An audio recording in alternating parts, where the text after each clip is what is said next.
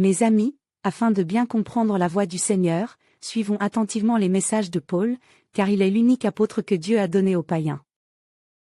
Mes frères, mes sœurs, si nous voulons marcher dans la lumière de la vérité, alors écoutons avec soin les paroles que le Seigneur nous a laissées à travers son serviteur, Paul. Ce n'est pas un apôtre comme les autres.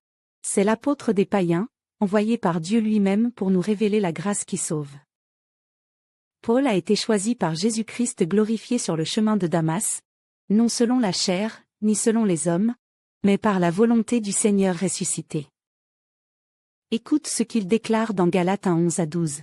Je vous déclare, frères, que l'évangile qui a été annoncé par moi n'est pas de l'homme car je ne l'ai ni reçu ni appris d'un homme, mais par une révélation de Jésus-Christ.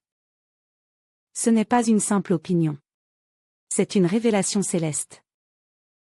Et dans Romains 11:13, Paul dit sans détour. Je vous le dis à vous païens, en tant que je suis apôtre des païens, je glorifie mon ministère.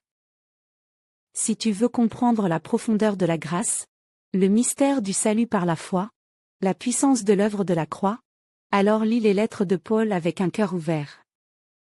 C'est là que se cache la clé pour entrer pleinement dans le dessein de Dieu pour les nations. Ne te laisse pas distraire par ceux qui mélangent la loi et la grâce, le sabbat et la liberté en Christ, les œuvres et la foi. Paul dit dans Éphésiens 2:8 à 9. Car c'est par la grâce que vous êtes sauvés, par le moyen de la foi. Et cela ne vient pas de vous, c'est le don de Dieu. Ce n'est point par les œuvres, afin que personne ne se glorifie.